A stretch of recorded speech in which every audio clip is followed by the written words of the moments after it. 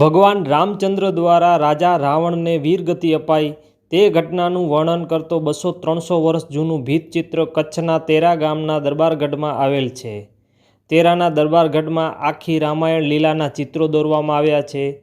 કચ્છની આ ચિત્રકલાને કામંગરી શૈલી તરીકે ઓળખવામાં આવી છે. કચ્છમાં 18મી-19મી સદીમાં આ કલા વિકાસ પામી. પહેલાંના જમાનામાં ઘરમાં ચિત્રો હોવા તેને શુભ માનવામાં આવતું એટલે લોકો ઘરોમાં ચિત્રો બનાવતા. કચ્છમાં આવા ચિત્રો બનાવનાર કારીગર અને પ્રોત્સાહન આપનારનો એક મોટો વર્ગ હતો.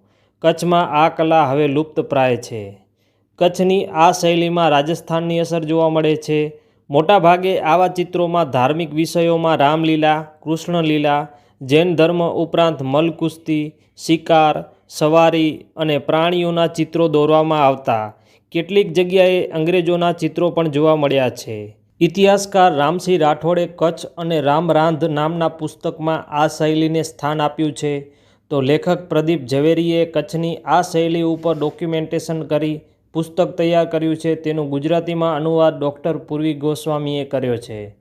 નખત્રાણા તાલુકામાં આવેલ થાન જાગીરમાં ગોરખનાથના ભંડારા ઉપરાંત રામદેવ પીર, કાર્તિકેય, મહાદેવ, શ્રીકૃષ્ણ વગેરેના ચિત્રો દોરેલા છે. અંજારમાં આવેલ કેપ્ટન મેકમર્ડોના બંગલોમાં રામાયણના યુદ્ધની અંતિમ ક્ષણને ચિતરવામાં આવી છે.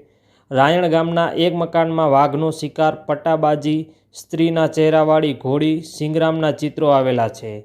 ભુજના એક મકાનમાં ક્રિકેટના ગ્રાઉન્ડમાં પ્રેક્ષકો સાથે આખી ટીમનું ભીંતચિત્ર દોરવામાં આવ્યું છે. કચ્છના મહારાવ શ્રી ભુજિયા ડુંગર પરના ભુજંગદેવના મંદિરે પૂજા કરવા રસાલા સાથે જતા એ દ્રશ્યના સળંગ 15 મીટર લાંબા કાપડ ઉપર કામંગરી શૈલીમાં ચિત્રો બનાવવામાં આવ્યા છે.